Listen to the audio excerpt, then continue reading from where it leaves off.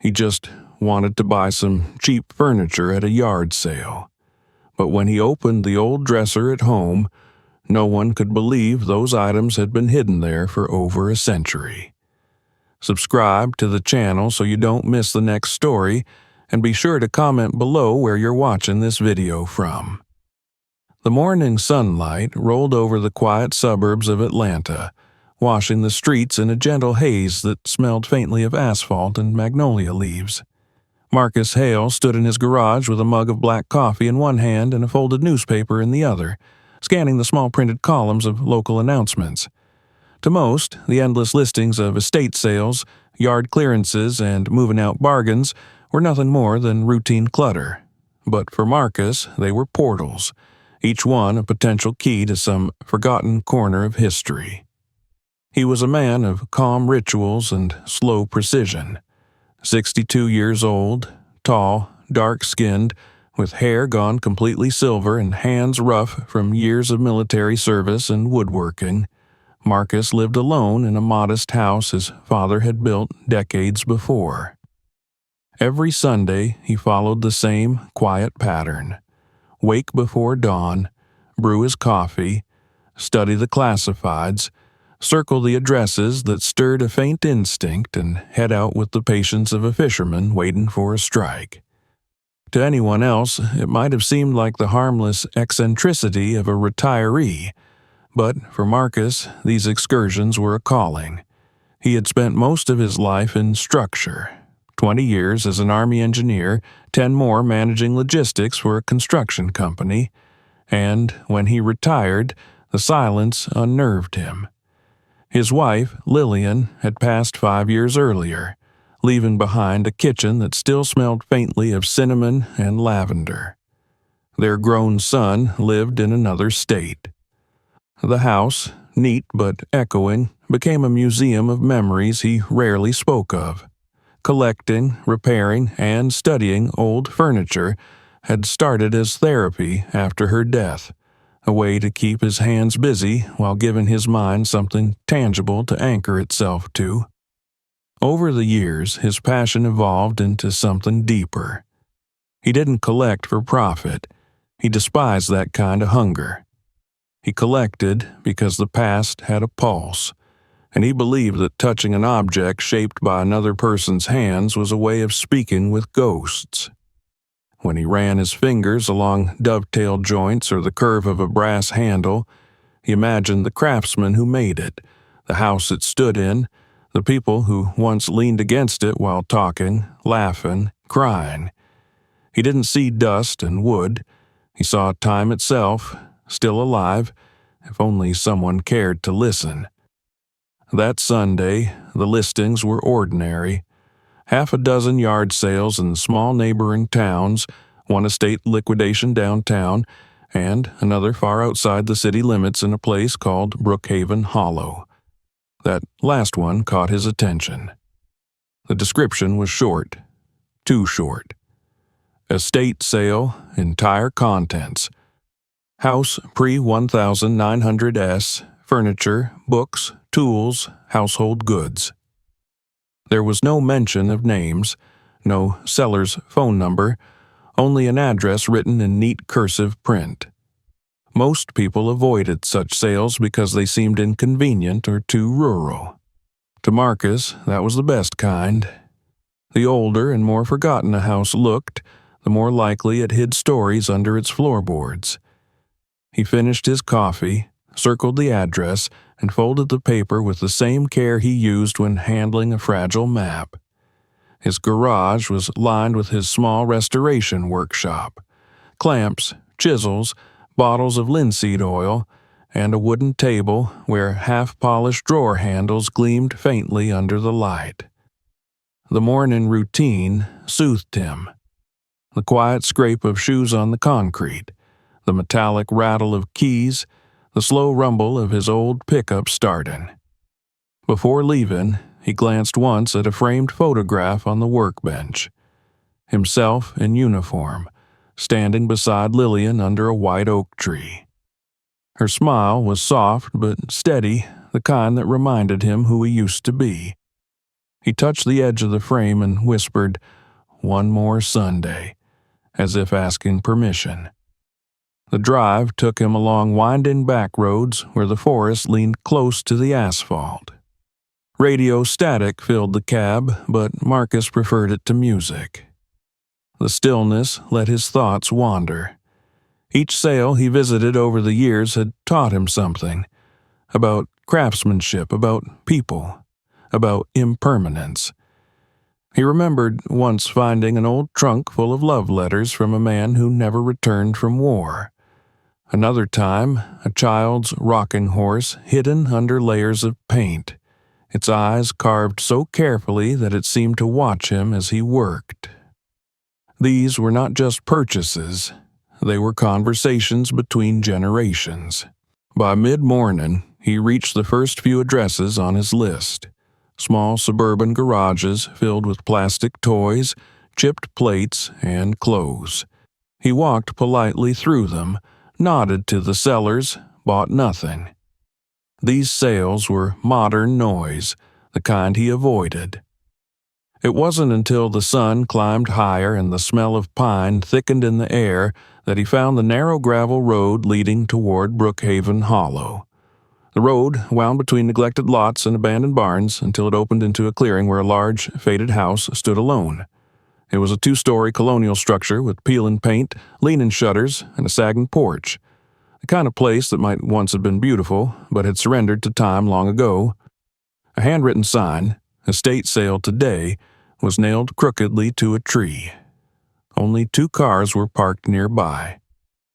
Marcus felt a small pulse of anticipation. The fewer the visitors, the better the chance that something precious had been overlooked. He stepped onto the porch. The boards groaned under his weight, exhaling dust with every step.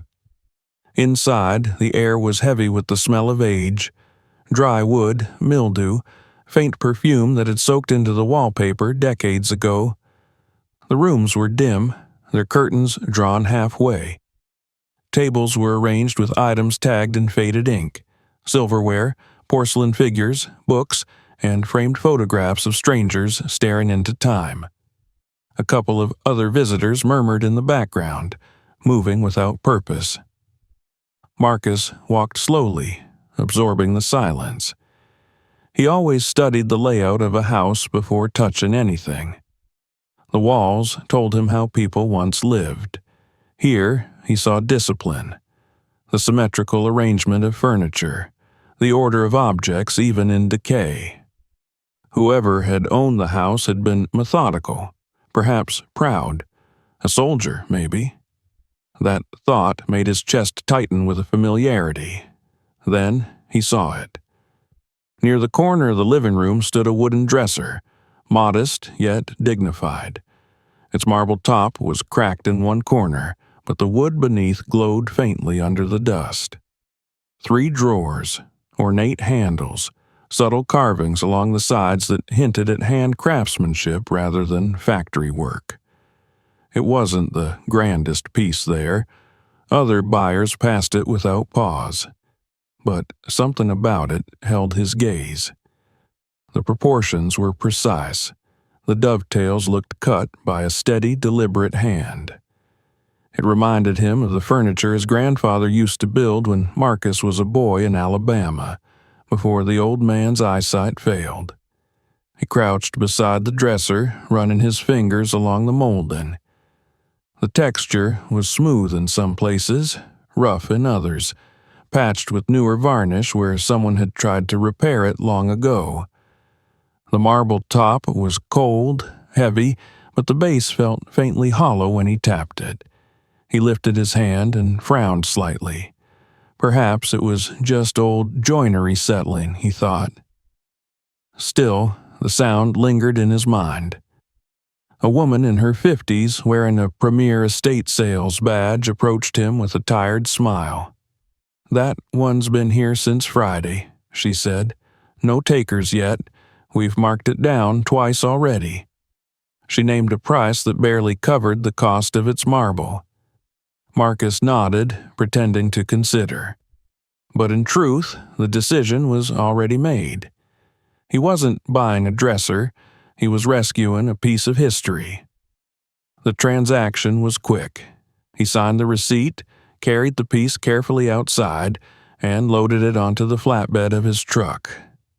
As he tightened the straps, a light breeze rustled through the trees, scattering dust across the wood. For a moment, he thought he heard something faint from inside the dresser, a dull rattle like a coin shifting inside a box, but when he leaned closer, there was only silence. He dismissed it as the echo of movement, the way old wood sometimes protested when it was lifted after decades of stillness. The woman waved him off, relieved to see another item gone. Marcus thanked her politely, climbed into his truck, and started the engine. As the road curved away from the house, he glanced once more in the rearview mirror. The mansion stood quiet and skeletal against the bright noon sky, as if exhaling one final secret before closing its mouth forever. By the time he reached home, the light had turned amber, long shadows stretching across his driveway. He parked under the oak tree, turned off the engine, and sat for a moment, watching dust drift lazily inside the cab. The drive had been long, but the anticipation in his chest kept him alert. He unloaded the dresser, feeling the strain in his arms as he set it gently on the porch. The marble caught the last of the sunlight, gleaming faintly like a relic from another century. He stood there for a while, listening to the cicadas rising from the trees, and thought again of the faint sound he'd heard earlier, the tiny rattle deep inside the wood. Perhaps it was a loose screw. Perhaps not. He smiled slightly at the thought, the way a chess player smiles before his first move, and pushed open the door to his workshop. Inside, the air was cool and smelled of varnish. The space was neat, as always, with every tool hung in its proper place. He positioned the dresser near the workbench, wiped a film of dust from its surface, and leaned close to inspect the grain. The faint irregularities in the wood caught the light like scars. There was a story here, buried deep within these boards, something the previous owners had forgotten or never known. Marcus felt it the way others feel weather changes, the invisible pressure of the past. He set his palm against the cool marble as if to listen through it. Outside, the day dimmed. Crickets began their steady chorus. Marcus took a slow breath and turned off the overhead light, leaving the dresser silhouetted in the fading glow of evening. Tomorrow, he would begin restoring it, cleaning, sanding, inspecting the joints. Tomorrow, perhaps, he would learn what it wanted to tell him. For now, he simply stood in the doorway, feeling the weight of the quiet house and the faint hum of memory beneath it. The wind brushed against the window panes, and he thought, without knowing why, that the dresser had waited a very long time for someone to listen. Morning rolled seamlessly into afternoon, and the golden haze that had followed Marcus home still shimmered faintly against the workshop windows. He had slept lightly the night before, half awake with a quiet expectancy that never quite let him rest. The dresser he had brought home from Brookhaven Hollow stood in the center of his workspace now, its heavy silhouette cutting a solemn figure against the soft light filtering through the blinds. The marble top reflected a pale gleam, and beneath it the wood's muted luster carried a life of its own. It was strange how something so still could feel so alive, as though every grain and curve had held its breath for a century, waiting for someone to notice. Marcus approached it with the care of a surgeon approaching an antique clock. The faint smell of varnish and dust met him as he wiped the marble with a damp cloth. Beneath his touch, the surface grew darker, revealing veins that rippled like frozen rivers under glass. He leaned closer, studying the joinery along the base, tracing the flow of the carving that ran across the drawers in a slow, deliberate rhythm. There were 3 visible compartments, each with brass handles that had dulled into a greenish patina. The moldings along the base were slightly uneven, not from careless workmanship but from age, wood shifting, swelling, breathing over decades. He crouched and peered into the smallest imperfections, feeling a deep, wordless connection with whoever had shaped this piece long before he was born. It was hand-built, no doubt about it. The dovetail joints were slightly irregular, the marks of a craftsman's chisel still visible beneath the layers of stain. He recognized it instantly. The same kind of care his grandfather had taken when building cabinets in a small Alabama workshop decades ago. Each joint was a signature, a private code that only another craftsman could read. As he worked, the world outside dimmed. The sound of cicadas rose from the trees, filling the evening air like a steady pulse. Marcus turned off the main light, leaving only the lamp on his workbench. Its glow cast a soft amber halo around the dresser, turning the marble top into a pool of pale fire. He ran his fingers along the bottom edge again, and there it was. A faint sound, so subtle that he almost thought he'd imagined it. A soft, metallic tremor, deep within the wood, like the sigh of something shifting after years of stillness. He straightened slowly and listened, his heartbeat steady but alert. The rational part of him said it was nothing more than a nail loosening or a fragment of debris rolling between layers. Old furniture was full of such whispers. Yet the other part, the part that had always guided his hand when restoring relics, knew that sometimes wood spoke when it had something to reveal. He decided to wait until morning. The light was fading, and patience was part of his discipline. There would be time enough to listen properly. The next day broke bright and clear. The early light flooded his workshop, spilling across the floor in golden stripes. Marcus brewed his coffee and stood for a long moment in front of the dresser, studying it the way an archaeologist studies a newly unearthed artifact. The smell of fresh coffee mixed with the faint must of old polish.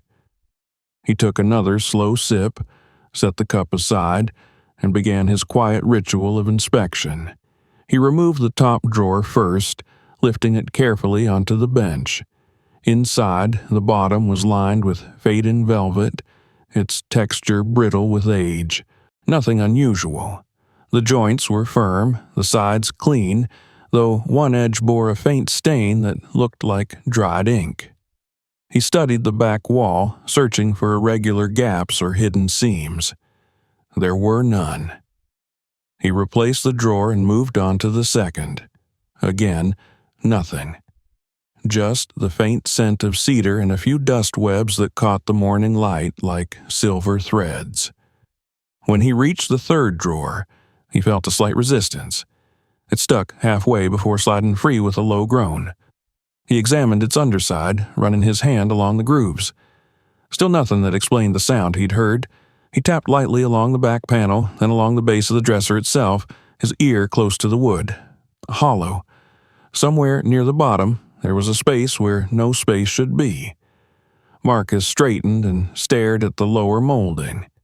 To anyone else, it looked like a simple decorative baseboard, the kind that supported heavy furniture in older designs. But the proportions were off by a few millimeters, too thick, too deliberate. He crouched and shone a small flashlight underneath. Dust shimmered in the beam.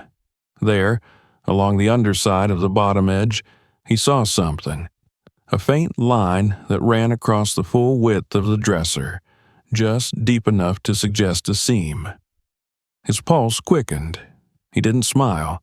He never smiled at moments like this. Discovery, to him, was sacred, and reverence always outweighed excitement. He fetched a thin palette knife from his workbench and gently probed the edge. The blade met wood, then slipped slightly into a shallow groove. He felt a catch, a resistance that gave way with a soft creak. The faint metallic sound returned, clearer now, unmistakable. Something shifted within. Marcus froze, listening again. The workshop was silent except for the ticking of a wall clock. Slowly, he pressed against the bottom molding. It flexed, imperceptibly at first, then with a subtle give that told him it wasn't fixed at all. Someone had designed it to move. A hidden catch, perhaps a sliding latch. He repositioned the knife and pushed upward. A soft click echoed through the room, followed by a whisper of movement. The entire lower panel slid forward less than an inch and stopped. He set the knife aside and hooked his fingers under the molding.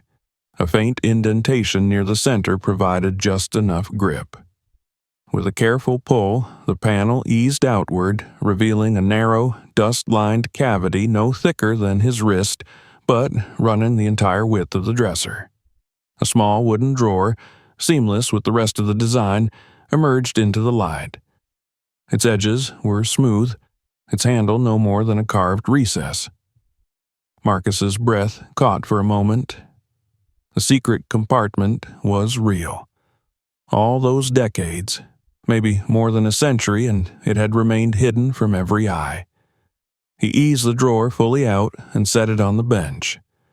Dust rose in a delicate cloud, shimmering like smoke before settling.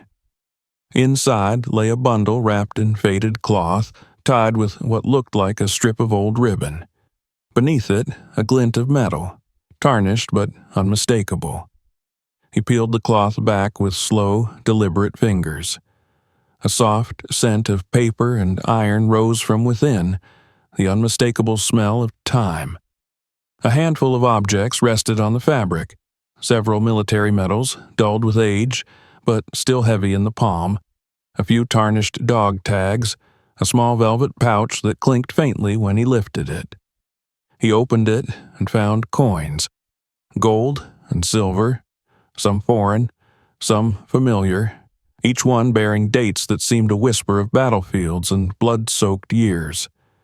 Among the treasures lay a bundle of yellowed letters tied together with twine. The ink had faded to brown, the paper fragile but intact. He untied the bundle gently and unfolded the top letter. The handwriting was elegant yet hurried, the script of someone used to command. To Captain J.W. it began. The words beneath were faint, but he could make out fragments. Brothers in arms. The end of winter. Promise kept. The signature was a name he didn't recognize, though the style of the language and the paper itself spoke of the mid-19th century. Marcus leaned back in silence. His hands, strong and steady, trembled slightly now. He had found relics before, family heirlooms, forgotten documents, but never something that resonated this deeply, that seemed to hum with its own history. The medals were unmistakably from the Civil War era. The coins predated the Reconstruction years. The letters, written in the formal cadence of that time, were priceless windows into lives that had vanished more than a century ago. He sat for a long time, staring at the collection spread before him. The room felt different now, quieter, heavier, as though the air itself acknowledged the magnitude of what had been unearthed. He thought of the house where he had bought the dresser, of the man who had owned it, of the generations that might have lived within those walls without ever realizing what lay hidden beneath their hands. What astonished him most was not the wealth, though the coins alone would have been worth a fortune, nor the historical significance of the medals. It was the intimacy of it all. The lock of hair tied with ribbon, still faintly golden despite the years, spoke of loss. The letters spoke of loyalty, grief, and promises unfulfilled. This was no collector's cache. It was a shrine to memory. Outside, the late afternoon light began to fade. The first shadows stretched across the workshop floor. Marcus gathered the items carefully and placed them back into the hidden drawer, arranging them as they had been, not out of fear of theft or greed, but out of respect. He slid the drawer closed, feeling the quiet click as it sealed again, as if the past had exhaled and settled back into silence. He stood there, motionless, trying to absorb the reality of it all. Every instinct in him told him this discovery was important, but not in the way treasure hunters might think. This was not luck or profit. It was stewardship. The dresser had chosen him, in a way, because he would listen. He glanced once more at the polished surface, now faintly reflecting his face in the dim light. Night gathered around the workshop, and the faint hum of insects rose again from the trees. Marcus switched off the lamp, leaving only the outline of the dresser visible against the gloom. He felt a strange mixture of calm and anticipation. He didn't yet know what he would do, or what these relics truly meant, but one thing was certain. His life, quiet and measured as it had been, had shifted in that moment. The house in Brookhaven Hollow had offered him a secret, and now he carried the weight of its truth. As he locked the workshop door and stepped into the cooling night, the moon hung low over the trees, pale and watchful. Somewhere in the silence, the faint echo of a soldier's march seemed to drift through the years, reaching him across time. Marcus Hale, collector, craftsman, and keeper of forgotten stories, walked slowly toward his house, knowing the past had found him, and that it would not let him go. Marcus woke before dawn, stirred by something he couldn't name. It wasn't noise that woke him. It was awareness, a soft vibration somewhere deep inside, the kind that nudges a man from sleep when his mind has unfinished work. The memory of the night before, the creak of wood, the faint glint of metals and paper in the lamplight, pressed against his thoughts. He lay for a moment in the stillness of his bedroom, listening to the hum of the refrigerator, the whisper of wind through the oak outside. Then he swung his legs over the edge of the bed, reached for his slippers, and made his way toward the kitchen. The early light was silver, filtering through the blinds in thin lines. He poured himself coffee and stood at the sink, staring out across the dew-covered yard. Beyond the small vegetable patch, the roof of his workshop was visible, its window catching the first edge of sunrise. The dresser waited inside. He could almost feel its presence from here, like a heartbeat muffled by distance. The idea of it made his skin prickle. Somewhere within that wooden frame lay a secret larger than the objects he had seen, something layered, intentional. The craftsman who built it hadn't simply hidden trinkets, he had sealed away a story. After breakfast, Marcus carried his mug to the workshop. The air smelled of oil and cedar dust. The dresser stood in the same place, quiet and unmoving, yet somehow alive in its silence. He set down his cup, adjusted the lamp, and began to prepare for what he knew would be a long day of study. He wasn't interested in prying for the sake of curiosity. He wanted to understand how the piece had been made, how the compartment functioned, and what else might lie inside. If the craftsman had gone so far as to conceal one drawer, there might be another, perhaps deeper, smaller, more elusive. He started by clearing the workspace, laying out his tools, a soft brush, a flashlight, a chisel so thin it could slip between boards without leaving a scar, and a notebook for sketches. Years of woodworking had trained his senses to read the subtle language of materials, the way old oak carried its history and sound, the faint change of pitch that told of hollowness behind a panel. He ran his knuckles lightly along the sides of the dresser, listening. The rhythm of his tapping became a quiet percussion in the room. Solid, solid, hollow, solid. He paused. There it was again, the same muted tone he'd noticed the night he brought it home, as if something shifted faintly within the wood's ribs. He turned the dresser slowly, examining its back. The rear panel had been nailed rather than glued, an older technique common in furniture built before 1900. He counted the nails, 32 in total, hand-forged, each set slightly off-angle. He smiled faintly. The irregularity confirmed what he already suspected. Whoever made this had done so without templates, relying purely on eye and instinct. But one nail near the lower right corner was newer, brighter. That detail pulled at him. He leaned closer, touched the head, and found that it wasn't metal at all. It was wooden, carved to imitate a nail. Beneath it, the surface felt uneven. Marcus fetched a small awl and pressed gently into the false nail. The point slipped inward with unexpected ease. The sound that followed was soft but unmistakable. A faint clink, as if two small metal pieces brushed together somewhere inside the frame. His pulse quickened. He knew better than to rush. Impatience had ruined more antiques than neglect ever could. He eased the tool aside, brushed away the dust, and peered into the narrow gap. It was dark, but the faint gleam of something, perhaps brass, perhaps steel, caught the edge of his light. He fetched a flexible mirror, the kind used for inspecting tight joints, and slid it into the gap. What he saw reflected back made him exhale slowly. Behind the wooden panel, set into a cavity no larger than a man's palm, was a small lever mechanism. It was simple, yet ingenious. Two interlocking pieces that could only be released if pressure was applied from a specific angle. It was a craftsman's puzzle, a safeguard meant to ensure that the hidden drawer could not be discovered accidentally. Marcus marveled at the precision. Whoever built this had understood not only wood, but secrecy. He worked carefully, using the awl to trace the edges of the mechanism.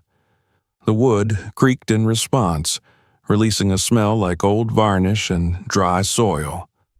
When he found the right point of tension and pressed, a muted click answered. He felt the vibration run through the dresser, faint but alive. He withdrew his tools, set the mirror aside, and waited. Nothing moved at first. Then, slowly, as if stirred from sleep, a thin section of the back panel shifted outward by half an inch. He placed his hands on it and pulled gently. The panel came away with almost no effort, revealing another cavity, deeper than the first.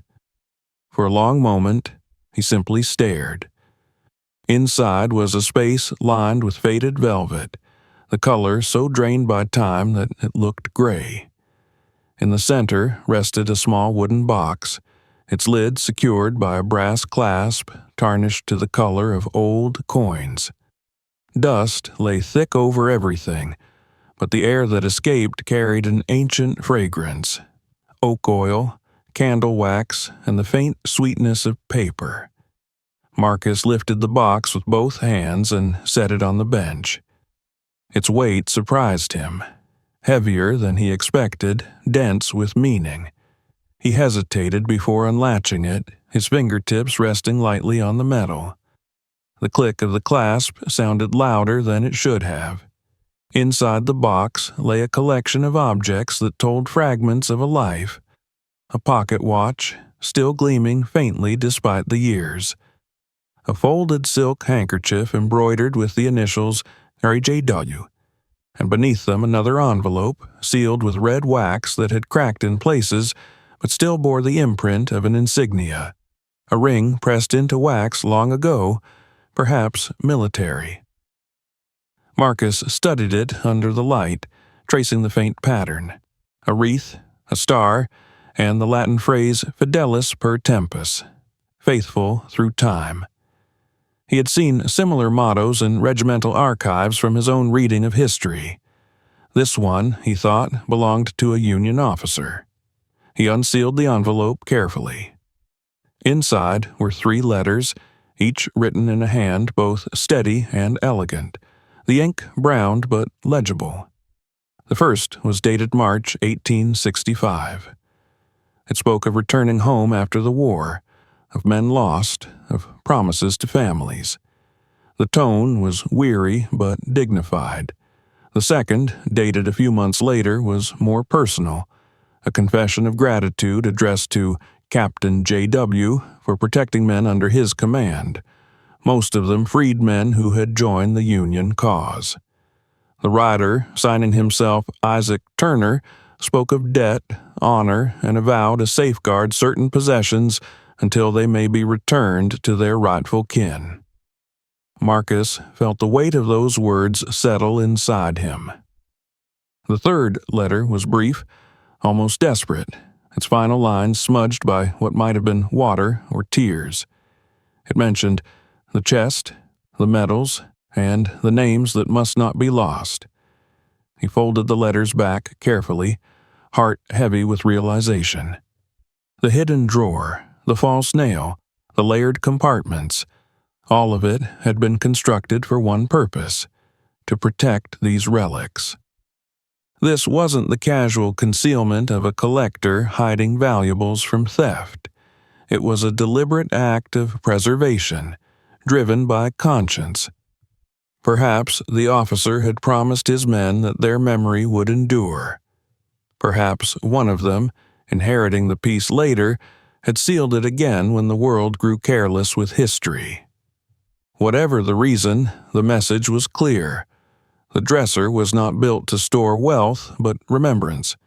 Marcus looked around his workshop. The afternoon light had turned amber again, dust swirling in the glow like slow-moving stars. He thought of the man who built this, whoever he was, chiseling these compartments by candlelight, guided by secrecy and duty. How many times had this dresser changed hands since then? How many families had used it without ever knowing what lay inches from their touch? He imagined generations placing linens, books, or folded clothes into those same drawers, unaware that just beyond the wood rested a soldier's oath. The moral weight of discovery pressed hard on Marcus. $10 million, he estimated vaguely. Perhaps more if the artifacts were verified and sold. Enough to buy comfort, travel, a new life. But as soon as the thought formed, it dissolved into something bitter. He had no hunger for fortune. What stirred in him, instead, was a deep unease, a sense that the objects belonged to people who had given everything long before he was born. To claim them would be to steal from memory itself. He rose, paced once across the room, and stopped at the window. Outside, the sun dipped low, and the shadows of the oak branches trembled against the glass. He thought of his own ancestors, his grandfather's stories of black soldiers who fought for the Union, the way those names were rarely printed in books. If even one of the medals belonged to such a man, it was sacred ground he stood on. He turned back to the dresser, its dark surface gleaming faintly in the twilight, and felt something close to reverence. He decided to document everything before touching another piece. Fetching his camera, he photographed each item in its exact position, labeling each file with the care of a curator. Then he replaced the letters, folded the silk handkerchief, and closed the box. The soft click of the clasp felt final. For now, he would disturb nothing more.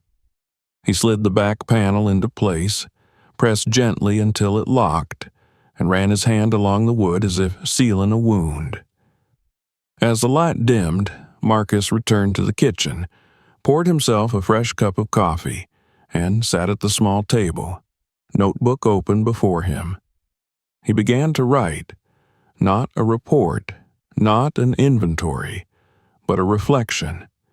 He described the mechanism, the letters, the sense of dignity that hung around the objects. But in the margins, he added thoughts that had nothing to do with restoration and everything to do with obligation. "These things are not mine," he wrote, They were never meant to be owned. They were meant to be remembered. Hours passed as he wrote, and when he finally set down the pen, the house was dark except for the faint glow from the lamp above the stove. He looked at the page one last time, then closed the notebook. The silence around him felt deeper now, like the pause between heartbeats.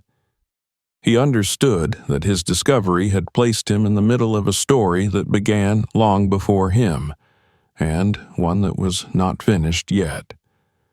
As he turned off the light and made his way toward the bedroom, the faint creak of the dresser in the workshop carried through the walls. He stopped in the hallway, listening. It was the same sound that had woken him before dawn, only now it seemed clearer, deliberate, like the slow exhale of something ancient. Marcus stood still until the sound faded, then whispered into the dark, "I hear you." And with that, he went to bed, aware that when morning came, his life would no longer belong entirely to the present. The next morning dawned gray, heavy with the stillness that comes before rain.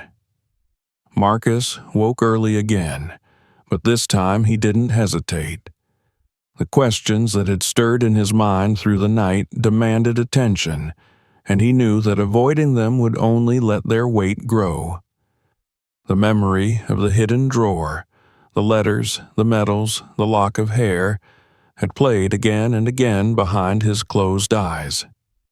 Each time he drifted toward sleep, he saw the faint shimmer of brass and the fragile loop of ribbon tied around the hair, and he felt a strange responsibility pressing on him like gravity. He moved through his morning ritual without conscious thought. The kettle hissed, the coffee poured, and the first sip burned the edge of his tongue. Outside, the yard was soaked in dew, the air thick and quiet. He stepped into the workshop with the cup in his hand and paused at the door, breathing in the familiar scent of varnish and dust. The dresser sat where he'd left it, unmoving, but it felt different now, not like furniture, but like a sealed archive, a chamber of truth waiting for its story to be told.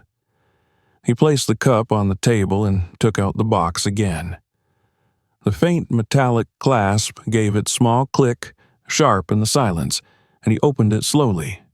Inside, the items lay exactly as he'd left them, but the morning light transformed them. The metals caught faint glimmers of gold and bronze, the ribbons faded into dusty shades of crimson and blue. The coins looked duller now, their luster hidden under the film of age, and the papers were brittle, fragile enough to tear at the wrong touch. Yet nothing about them felt lifeless. Each object, he thought, was a voice, a fragment of someone's life, frozen in time and waiting to be remembered. He began to document each item carefully. From a drawer in his workbench, he took a magnifying glass and a small brush, the kind used for cleaning watch gears. He started with the medals. The first bore the Union Star, the words "For Bravery in the Field" etched faintly along the rim. The back had an inscription too worn to read fully, but under the glass he caught the outline of initials, "It." The second medal was smaller, circular, with a carved eagle and the year 1864 beneath it. The ribbon, frayed and dull, had once been blue with two narrow white stripes. The third was unlike the others. No inscription, no date, just a simple bronze shield. Perhaps it had been privately made, he thought, or awarded to a regiment that never saw formal recognition. Marcus placed each medal on the soft cloth he'd laid out for examination, labeling them in his notebook with small sketches beside each entry. The dog tags came next. Their edges were rough, hand-stamped, the letters slightly uneven. One read Isaac Turner. Another carried the name Elijah Ross. He felt a strange kinship as he whispered those names aloud, as if calling them back into the world after more than a century of silence. He traced the small dents along the metal, proof that these weren't ceremonial tokens but worn pieces of men's lives carried into battle, kept close to their hearts. When he turned to the lock of hair, a quiet sadness rose in his chest. It was thin, the strands soft as dust, tied with a ribbon that had long lost its color. Hair like this was not uncommon in the 19th century. It was how families kept the memory of the dead close. But whose hair was it? A wife's? A son's? A fallen friend's? He imagined a soldier kneeling by a campfire, wrapping this small token before marching to a place he would never return from. The thought made Marcus's throat tighten. He moved on to the coins and jewels. There were several pieces: a small gold brooch shaped like a lily, 2 silver rings, a cameo pendant depicting a woman in profile. The coins ranged from American half-eagles to French francs and Spanish reales. They were not the collection of a casual traveler, but of someone who had crossed borders. Perhaps a soldier paid in foreign currency, or a trader moving with the army. The variety suggested the collection of years, not months. He recorded each one with its date and origin, cross-referencing them in his mind with the historical context he remembered from his reading. Finally, he returned to the letters. He unrolled each sheet carefully, weighting the corners with small wooden blocks to prevent curling.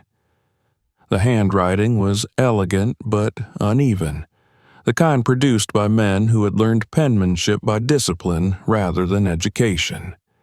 The language was formal, rich in sentiment but stripped of ornament. The words spoke of fear, loyalty, and the longing for home. Some were addressed to Captain J.W., others simply signed with first names. One in particular caught his attention. It began with the line, "If this reaches your hands, it means the road has closed behind me." The letter described the chaos of battle, the smell of gunpowder, the desperate prayer of a man hoping to see his family again. Marcus read it twice, unable to look away. It ended with the phrase, "Tell my mother I died among friends." He folded the letter back with slow hands. The workshop around him seemed to fade, replaced by the ghostly images those words summoned. Fields shrouded in smoke, the echo of drums, men standing shoulder to shoulder under a torn flag. The air in the room grew heavy, almost suffocating, as if the walls themselves remembered. He found himself whispering the name written at the bottom, Isaac Turner, as though speaking it might bring the man some measure of peace. By midday, his desk was covered with papers, photographs, and notes. He realized, almost reluctantly, that he had barely scratched the surface of what lay before him. The monetary value of these artifacts, he knew, was immense. Even a single Civil War medal of that kind could fetch thousands of dollars. The handwritten letters, preserved so perfectly, could be priceless to collectors or historians. And if the entire collection were authenticated, it might easily exceed $10 million in value. But the thought of selling them made him uneasy. It wasn't just that they belonged to another era, it was that they seemed to belong to someone else's soul. He stood and paced the room, running a hand over his jaw.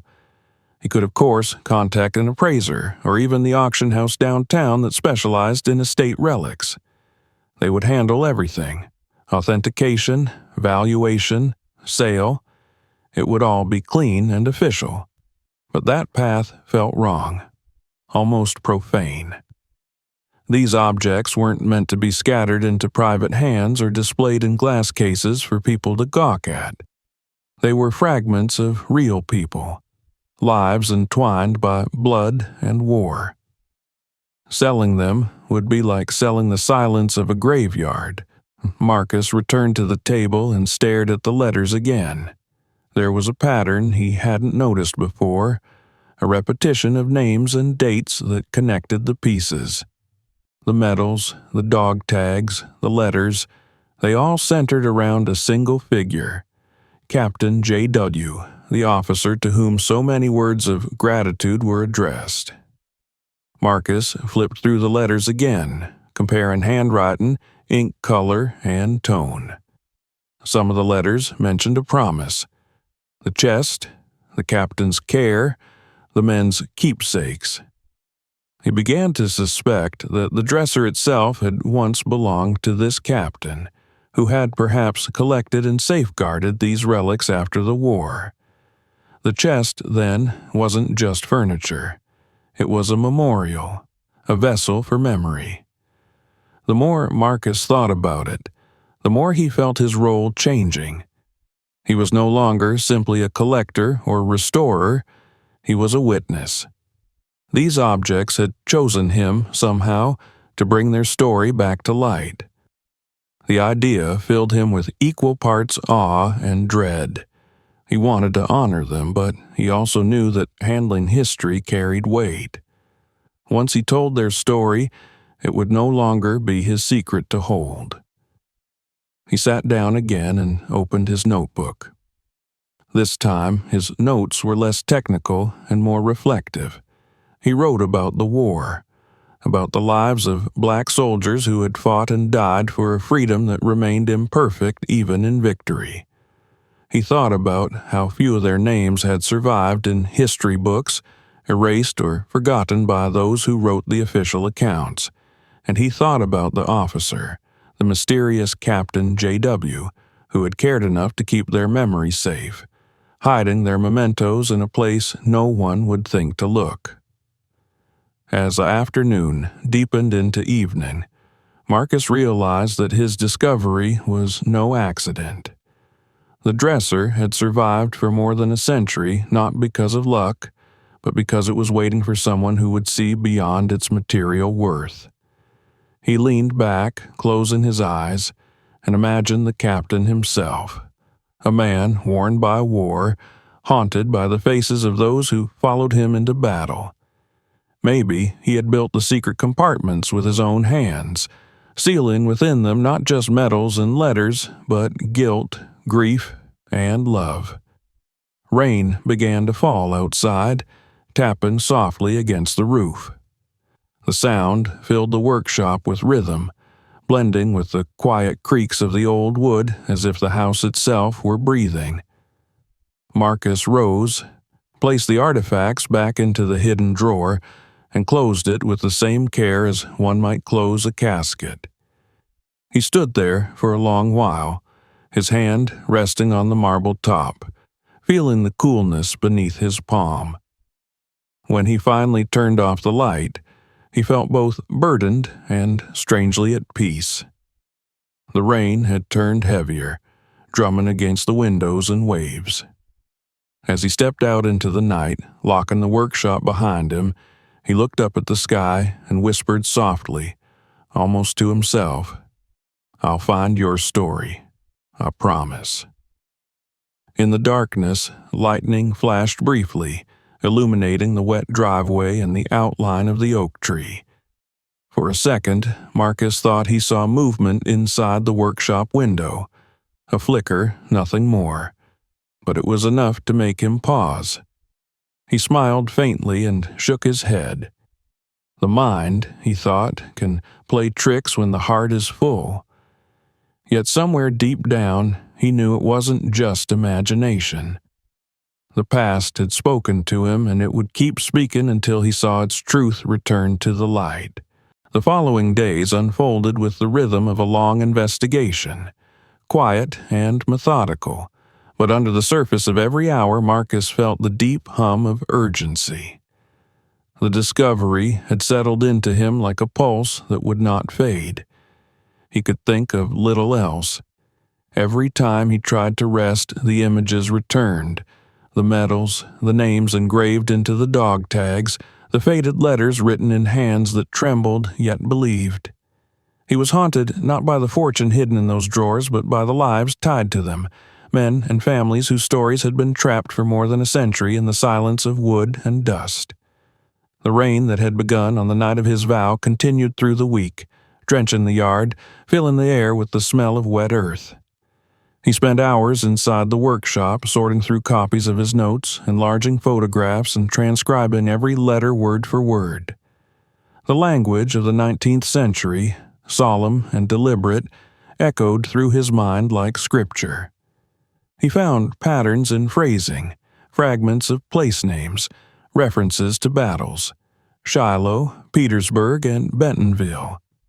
He cross-checked them against his old Civil War maps, tracing the movements of the Union regiments that had fought there. The handwriting that appeared again and again in the letters to Captain J.W. was the same hand that had labeled each medal and each piece of jewelry, and he began to imagine the man behind it, the one whose conscience had preserved these mementos. It was clear to Marcus now that the dresser had not been the work of a craftsman selling furniture to strangers.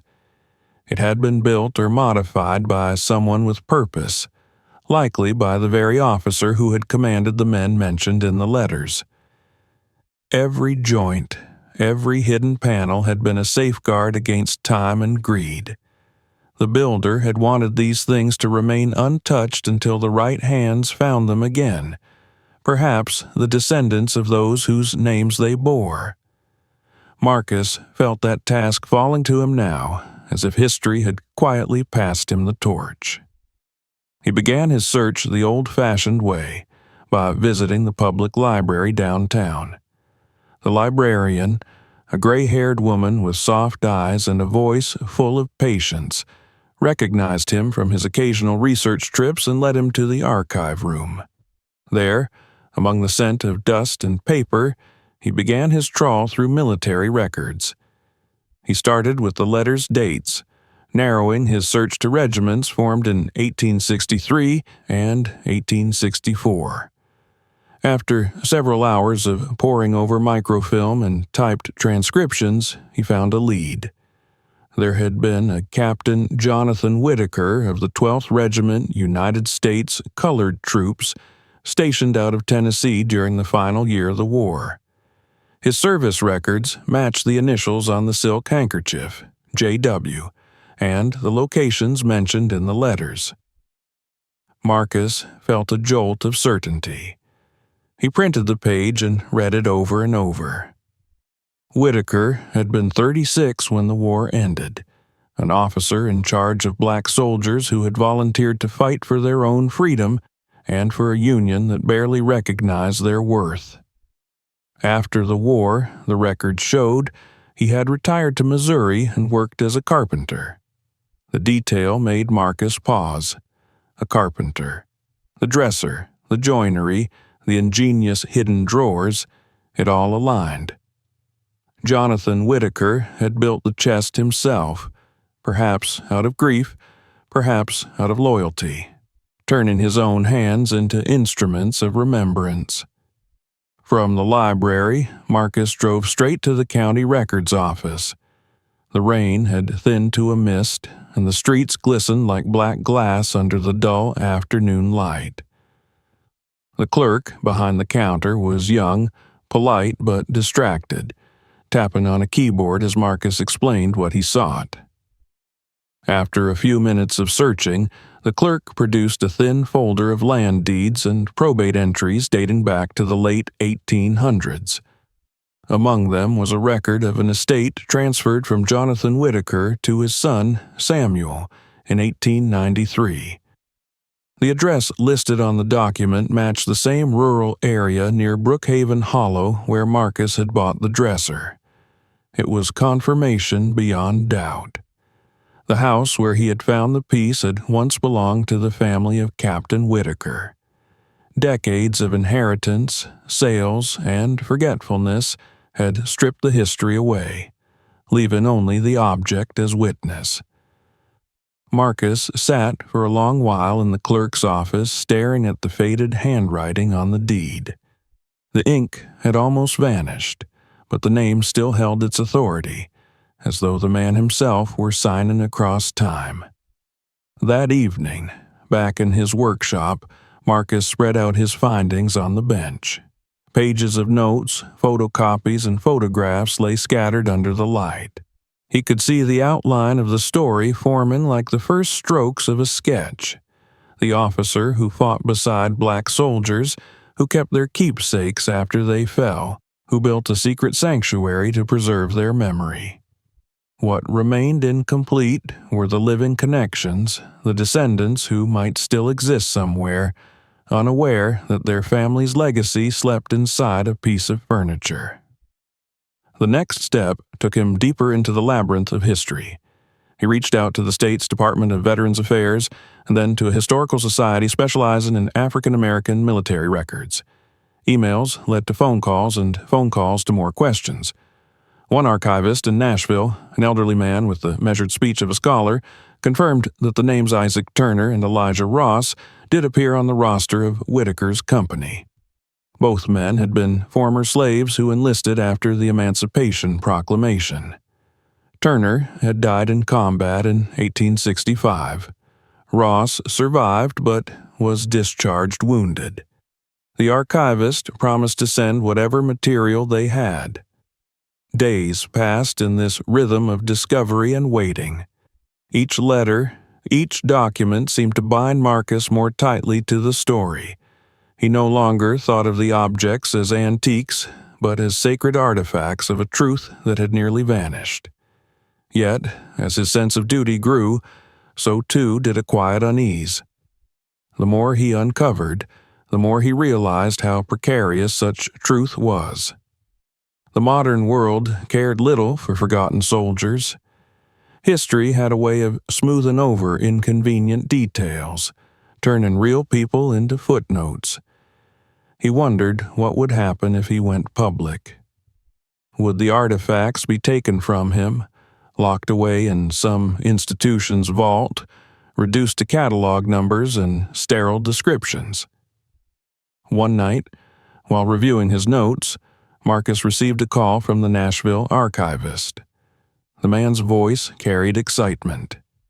They had located a descendant of Elijah Ross, a woman living in Birmingham, Alabama. Her name was Evelyn Carter, and she was in her 70s. She had inherited a few family papers that mentioned Captain Whitaker and the medals our granddaddy never saw again. Marcus felt his heart lift and his stomach knot at the same time. He wrote down her number, stared at it for several minutes, and finally dialed. The conversation that followed was gentle but profound. Evelyn spoke slowly with the soft drawl of the South. She told him about her grandfather, about stories passed down through generations of how he'd fought under a white officer who treated his men like equals. She had grown up hearing of a small chest that had gone missing after the war, a chest said to contain the brothers' keepsakes. Her voice trembled when Marcus described the dresser and what he had found inside.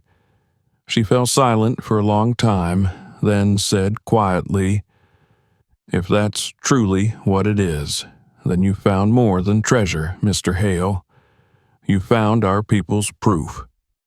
After they hung up, Marcus sat in silence, staring at the dark window.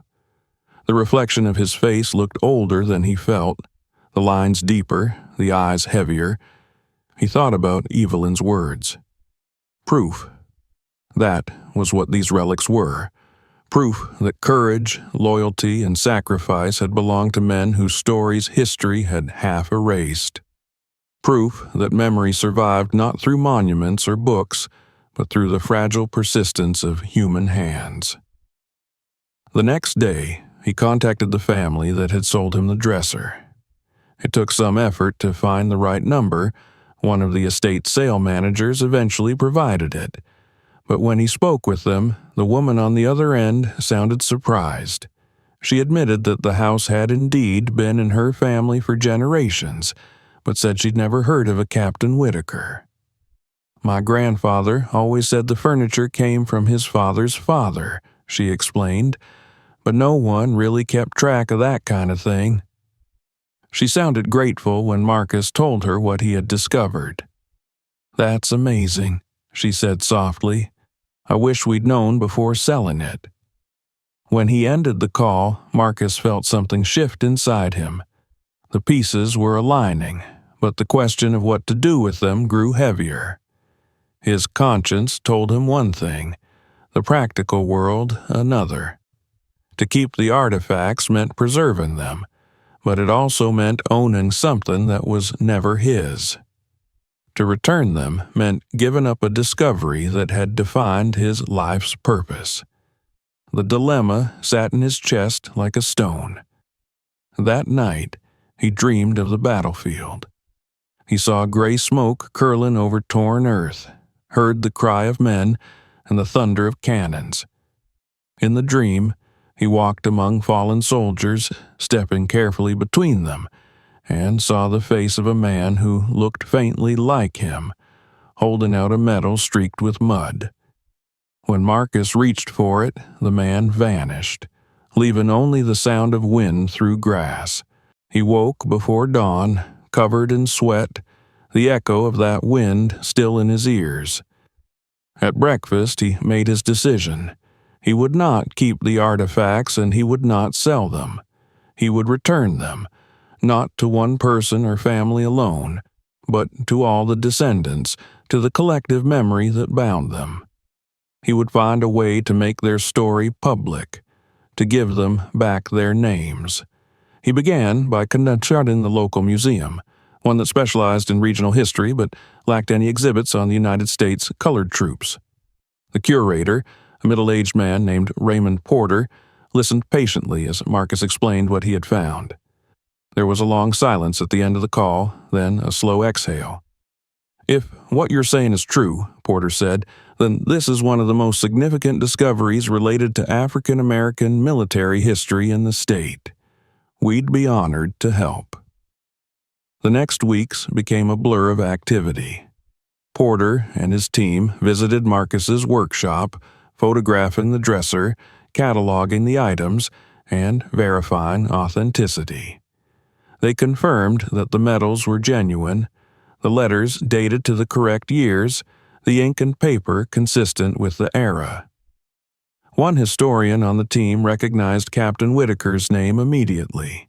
He had appeared briefly in a journal written by a Union officer describing the bravery of black regiments under his command. The more evidence they uncovered, the clearer it became that Marcus's discovery was not a private accident, but a historical revelation.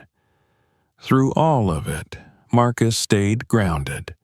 He answered questions, shared every detail, but refused any suggestion of personal credit or financial reward. He was careful with his words, insisting that he was merely the caretaker, not the owner. His humility impressed the museum staff, and soon the plan was set. The artifacts would be displayed in a new exhibition dedicated to the soldiers of Whitaker's regiment, with acknowledgement to their descendants. As the project took shape, Marcus felt both relief and melancholy. The dresser would soon leave his workshop, taking with it the quiet presence that had filled his days. But he knew this was right. The secret that had slept for more than a century was finally waking. The past was coming home.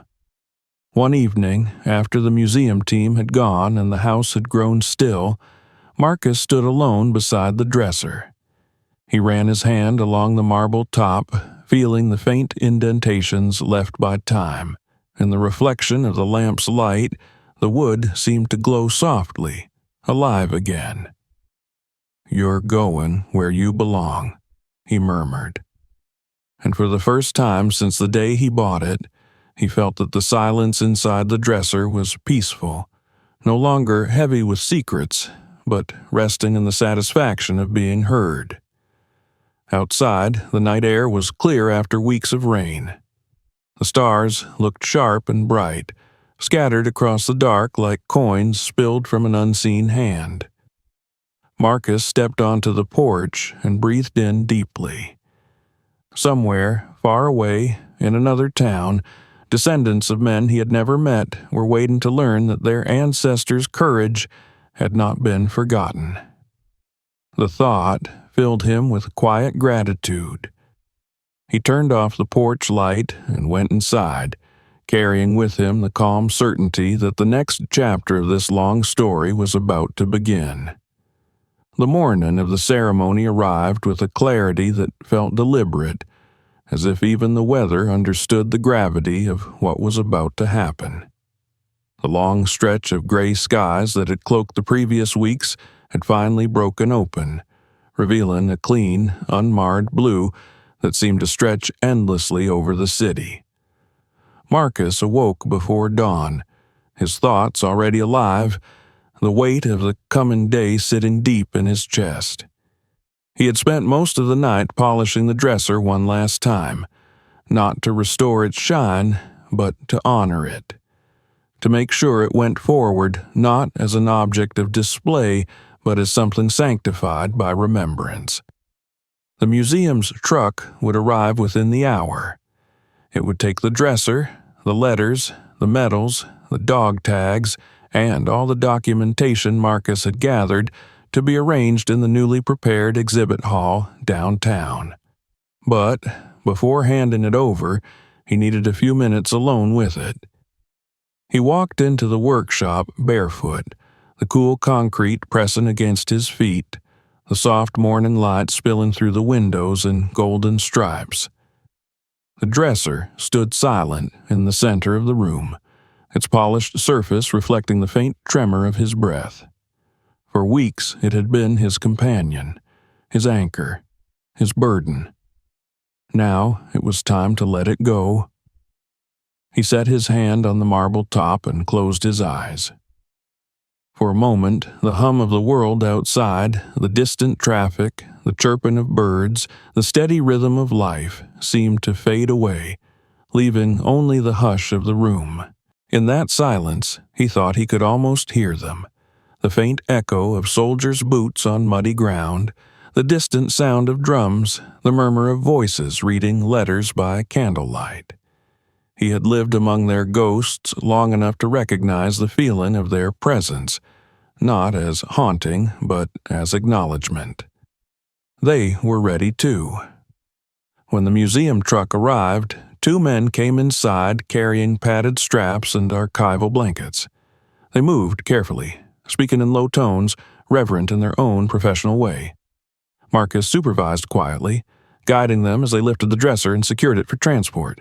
Watching it roll down the short ramp onto the truck bed, he felt something inside him tighten and release at the same time.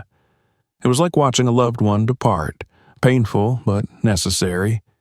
He followed them to the museum in his pickup, driving behind the truck all the way through the city. The morning sun painted the buildings in soft light, turning the glass and metal facades into mirrors of gold. When they reached the museum, a modest stone structure surrounded by magnolia trees, he parked and sat for a while, letting the engine idle before turning it off. His hands rested on the steering wheel, unmoving. He took a long breath, exhaled, and stepped out. Inside, the museum was alive with quiet preparation. Curators and assistants moved through the hallways with clipboards and gloves, arranging displays, adjusting lighting, and murmuring about final details. The smell of clean wood polish and fresh paint filled the air. Raymond Porter, the curator who had taken charge of the project, approached Marcus with a firm handshake and a smile that held genuine warmth. "You're just in time," he said. "We've set the final layout. Would you like to see it before the doors open?" Marcus nodded. Together, they walked through the nearly completed exhibit hall. It wasn't large, but every inch of it had been arranged with care. Along one wall hung enlarged photographs of the recovered letters, printed in high resolution so that visitors could read the words for themselves, the loops of ink, the trembling signatures, the smudged fingerprints of men who had written them by firelight. Beneath each photo was a small plaque identifying the writer, the date, and the context in which it had been written. In glass cases nearby lay the medals and dog tags, cleaned but not polished, their patina preserved as testimony to time. And in the center of the room, resting on a raised platform of oak, stood the dresser itself. It looked at once ordinary and extraordinary. Under the museum lights, the wood glowed with quiet dignity, its grain deep and rich, the marble top gleaming faintly like a moonlit surface. A small placard in front of it bore the words, "The Whitaker Chest, a record of the forgotten soldiers, 1863, 1865. Beneath that, smaller letters read, "Donated by Marcus Hale, custodian of Discovery." He hadn't asked for his name to be there, but Porter had insisted. Visitors would soon flow through these halls, students, historians, families who had lost their own fragments of the past. They would read the letters, study the medals, and see their reflections in the glass that separated them from history. But for Marcus, it wasn't the display that mattered. It was the act of giving it back, of returning the past to those who still carried its echoes in their blood. A few hours later, the ceremony began.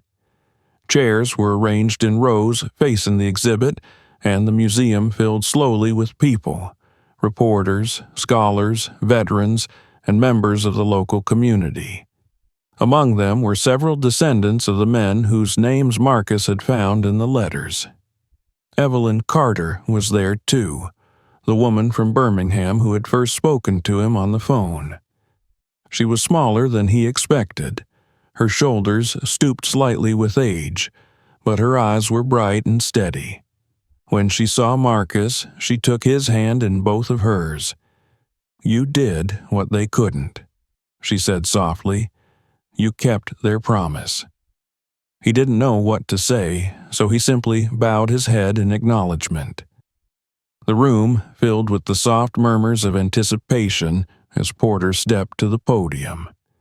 He spoke with grace and conviction, telling the story of Captain Whitaker and his regiment, of the courage of men who had fought not just for a cause, but for their very right to be remembered. He told the story of the dresser, how it had been found, how it had been kept intact through generations, and how it had come, finally, to stand in this hall. When he mentioned Marcus by name, the audience turned to him and applauded quietly. He felt heat rise to his face, but his eyes stayed fixed on the dresser. After the speeches, Evelyn was invited to say a few words on behalf of the descendants. Her voice trembled at first, but steadied as she spoke. She talked about the stories her grandfather had passed down, about the silence that had followed when no one believed those stories could be true, and about the healing that came from finally seeing proof, the medals, the handwriting, the evidence that their courage had not been erased. "For a long time," she said, "we thought history forgot us. But today, history spoke our names again." The room was utterly still when she finished. Even the reporters had lowered their cameras. Marcus felt something inside him loosen, something that had been wound tight since the day he first opened the hidden drawer. The applause that followed was soft, reverent, and it seemed to echo deeper than the walls of the museum. When the formalities ended, people gathered around the exhibit. Marcus stood off to the side, watching as they leaned close to the glass cases, reading the letters, tracing the names with their eyes. A young boy, no older than 10, asked his mother who the men were, and she knelt beside him, whispering an answer Marcus couldn't hear. The boy nodded solemnly, then looked up at the dresser. For a fleeting moment, Marcus saw himself reflected in the boy's wide, curious eyes, and he felt an unexpected swell of emotion. It wasn't pride. It was something quieter, deeper, the recognition that history was not dead, that it could still shape those who listened. porter approached him again later, resting a hand on his shoulder. "We've decided to make it a permanent exhibition," he said. "The response has been overwhelming. We've already had calls from historians across the country asking about it, and we're planning an educational program around the letters, schools, veterans groups, that sort of thing. I think you started something that will outlive all of us." Marcus nodded, grateful but distant. He looked back at the dresser, now surrounded by strangers, and realized that it no longer belonged to him in any sense, not even in memory. It belonged to them, to everyone who would come to stand before it and feel that strange, silent pull toward the past. That was what Whitaker had wanted, he thought. Not wealth, not fame, but remembrance. As the crowd began to disperse, Evelyn came to him once more. "You know," she said, smiling gently, "when I was a girl, my grandfather used to tell me that every soul leaves a light behind. Some lights are small, some are bright, but none of them truly go out.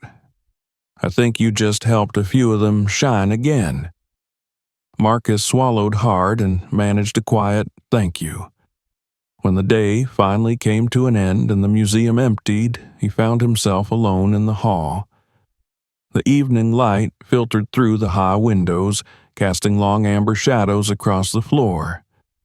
He walked slowly toward the dresser, resting his fingertips against the marble one last time. The surface was cool, smooth, indifferent to touch. Yet, standing there, he felt the warmth of countless unseen presences. The captain, his soldiers, the families who had waited generations for recognition. He closed his eyes and let the quiet fill him. Somewhere in that silence, he heard the faintest whisper, not of words, but of peace. When he opened his eyes again, the room was bathed in twilight. The letters in their glass cases caught the last light of the sun, glowing faintly like embers. It was enough.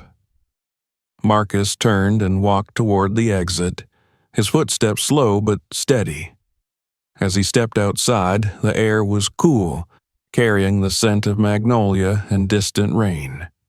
The city was calm, its noise softened by the hour. Behind him, the museum lights shone through the windows, illuminating the exhibit inside. It looked almost like a lighthouse, standing firm against the oncoming dusk. He lingered on the steps for a moment, watching the first stars appear above the rooftops. The weight that had once pressed so heavily on him was gone. In its place was a quiet satisfaction, a sense of completion that words could not capture. He knew there were other stories out there, hidden in attics, buried in walls, sealed behind time and neglect. Perhaps others would find them, and perhaps they would feel the same pull he had felt, the call of memory demanding to be heard.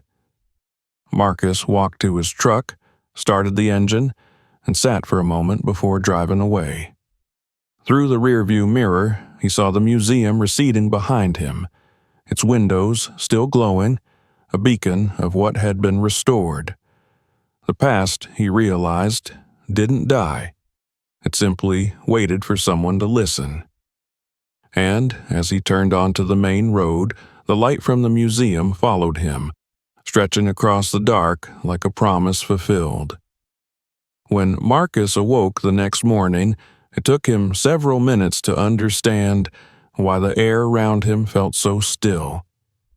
The day before had been long, filled with voices, lights, and emotions that left their marks on him like soft bruises. Now, the silence of dawn seemed deeper than usual, almost sacred. The city outside was waking slowly. He could hear the faint hum of early traffic, the bark of a distant dog, but within his home, everything rested in quiet suspension. The workshop next door was empty now, its most precious occupant gone. For the first time in months, there was no reason to hurry, no object waiting for his hands. The space felt hollow and unfamiliar, like a body missing its heartbeat. He sat at the edge of his bed, the morning light brushing across the floorboards, and let the memories of the ceremony drift through him. The faces, the applause, the tears, the moment when the curtain had fallen away from the display, each detail played again in his mind like an echo. He felt the same mixture of pride and melancholy that had haunted him since yesterday evening. Pride, because the truth had finally been returned to the light. Melancholy, because his part in the story was over. The dresser no longer belonged to him, nor did the quiet mystery that had filled his days. What remained was emptiness and a question that had no easy answer. What does a man do once he has fulfilled the task destiny gave him? Marcus rose, put on his slippers, and made his way to the kitchen. The air was crisp, carrying the scent of rain-soaked soil through the open window. He brewed his coffee slowly, the familiar ritual grounding him in the present. On the table sat the folded program from the museum's dedication, with his name printed neatly under the heading, Custodian of Discovery. He ran his fingers over the words, not out of vanity, but disbelief. The phrase didn't feel like it described him. It described someone larger, someone history might remember. Yet he knew the truth. He hadn't discovered anything. He had simply listened. He carried his coffee into the workshop and stood in the doorway, staring at the space where the dresser had once stood. The faint square of lighter concrete marked the place it had occupied, surrounded by the scuffs of his shoes and the traces of dust he had never quite managed to sweep away. Without it, the room looked bigger but emptier. The tools on the wall gleamed dully under the dim light, each one perfectly in its place. He reached out and touched a chisel, its wooden handle worn smooth from years of use. For a long moment, he just stood there, listening to the hollow stillness. It wasn't grief he felt, not exactly, but something close to it. The kind of ache that comes when a chapter ends and you realize it will never open again. The dresser had changed him. Before it, his life had been orderly, predictable, sealed against time. Now, every creak in the floorboards, every whisper of the wind through the house made him wonder what else history had hidden in plain sight. The world seemed wider now, more mysterious. He thought about Captain Whitaker and the men whose lives had been locked away for so long. Their names now hung in the museum for everyone to see. Strangers would speak them, children would learn them, scholars would write them into books. The thought filled him with a quiet satisfaction. But beneath it lingered something deeper, a realization that what he had done was not simply an act of discovery or restitution. It was a covenant. He had become, whether he liked it or not, a keeper of memory. As the morning light strengthened, he decided to visit the museum once more, not as a participant, but as an observer. The drive downtown felt strange without the dresser in his truck bed. The roads were dry, the sky pale, and every familiar landmark seemed sharper in the clear sunlight. When he arrived, the museum grounds were nearly empty, save for a few early visitors wandering the paths lined with magnolia trees. The scent of their blossoms hung sweet and heavy in the air. Inside, the cool air carried a faint hum of quiet voices. A school group was moving through another gallery, their laughter echoing softly through the halls. Marcus walked past them unnoticed and made his way toward the exhibition room. The corridor leading to it was dimly lit, the walls lined with photographs and brief plaques that told of the regiment's history. He stopped in front of one image, a restored black and white photograph of soldiers standing shoulder to shoulder, their uniforms worn, but their eyes fierce. Beneath it, the inscription read, Company C, 12th United States Colored Troops, 1864. He stood there for a long time, tracing each face with his gaze, wondering which of them had written the letters, which had died, which had gone home. When he entered the main hall, the quiet struck him like a presence. The exhibition looked different now that the crowd was gone. The lights were softer, the air cooler, and the dresser stood alone in its glass enclosure, surrounded by a wide halo of empty space. It seemed both smaller and grander than before, humble in its simplicity yet commanding in what it held. He walked closer until his reflection appeared faintly on the glass, merging with the shadowed form of the dresser behind it. There it was, exactly as it had been in his workshop, but transformed. The small plaque before it told its story, how it had been found, what it contained, what it represented. The medals and dog tags were arranged neatly in their own cases nearby, each labeled with the soldier's name. The letters had been framed and displayed in rotation, their words preserved behind protective glass. He leaned closer to one of them and read the opening line again, words he knew by heart now. If this reaches your hands, it means the road has closed behind me.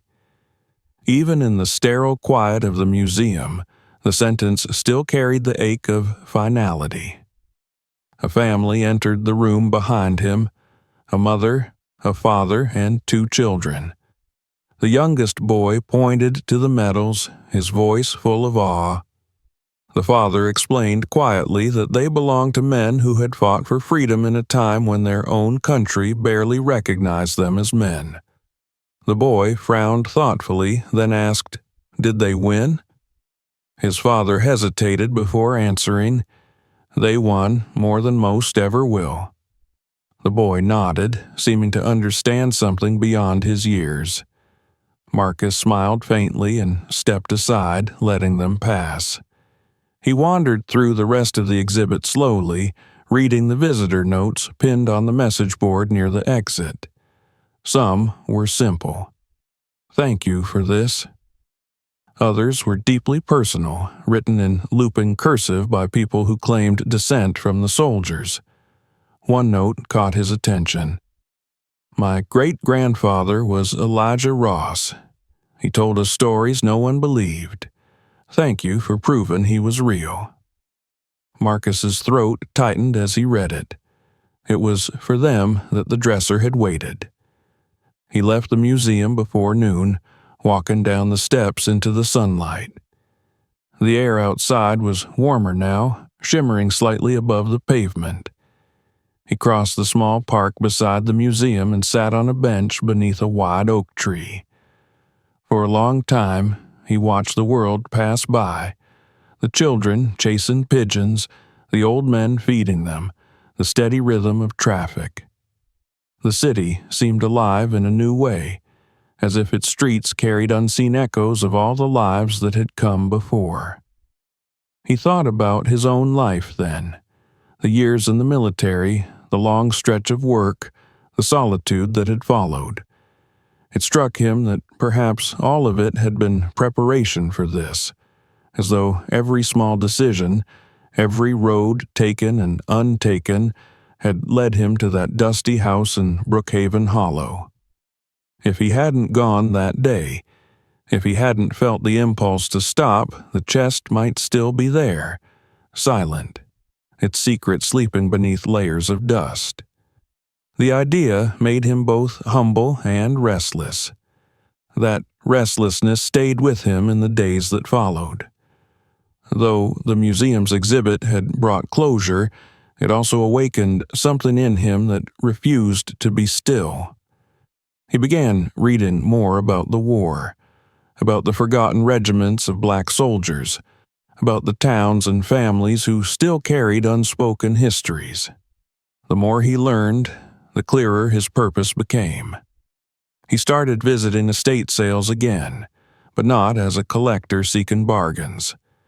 He went as a seeker of echoes, a listener for whispers from the past. Every creaking floorboard, every piece of aged wood, every worn trunk felt like a potential messenger. He wasn't hunting for treasure anymore. He was searching for voices. Weeks passed, and his name occasionally appeared in local newspapers or community forums. People called him the man who returned the past. Strangers wrote to him, sharing stories of lost artifacts, forgotten letters, sealed boxes found in old homes. Some asked for his help. He never sought fame or attention, yet somehow it followed him. But Marcus always deflected praise. When asked why he did it, he answered simply, "Because someone has to listen when history whispers." One afternoon, he received a package from the museum. Inside was a framed photograph of the exhibition, taken after the opening ceremony. The caption beneath it read, "The Whitaker Exhibit, Permanent Collection, 2025. Alongside it was a letter from Porter thanking him for his integrity and including a smaller photo, an image of Evelyn Carter standing beside the dresser, her hands resting gently on the glass, tears glistening in her eyes. Beneath it, Porter had written, "You gave her family back a part of their soul." Marcus placed the photograph on the wall above his workbench. The empty space in his workshop no longer felt empty. It had become a kind of sanctuary, a place not a loss but of continuity. The tools hung where they always had, but now their silence felt companionable. Sometimes, when he worked there late at night, he thought he heard faint echoes of footsteps, of murmured voices, of wood shifting in the dark. Not unsettling, but comforting, like an old house settling into rest. Years would pass before Marcus fully understood what the dresser had done for him. It had given him more than a mission. It had given him belonging. It had reminded him that even the smallest acts of honesty could ripple through time, mending what history had broken. He had once believed he was restoring a piece of furniture, but in truth, it was the other way around. It had restored him. On the first anniversary of the exhibition, Marcus visited the museum again. The display was still there, untouched except for new flowers laid by the visitor's plaque. The letters still rested under glass, the medals still gleamed faintly under the lights, and the dresser stood unchanged, a vessel of memory, eternal in its stillness. He lingered for a while, reading the new notes left by visitors. One simply said, "Because of you, I looked into my own family's past. I found something too." As he left the museum that day, he paused on the steps and looked up at the sky. The clouds drifted lazily above, the same kind of bright, gentle clouds that had filled the horizon the day he'd first brought the dresser home. For a long moment, he simply stood there, letting the wind move through him, feeling at peace. The world was vast, and the past infinite, but in that vastness he had found his small, unshakable place. When he returned to home, the sun was setting, painting the walls of his workshop in gold. He sat at his workbench, turned on the lamp, and opened a new notebook. At the top of the first page, he wrote, "The Keeper's Journal." Beneath it, in smaller script, he added, "There are stories still waiting in the dark. I will listen." And so he did. If this story moved you, don't leave just yet. Hit subscribe and turn on the notification bell so you won't miss what's coming next. Watch our other incredible true stories, each one hiding a secret you won't believe. And if you enjoyed this one, share it with your friends so more people can discover what was buried in the past.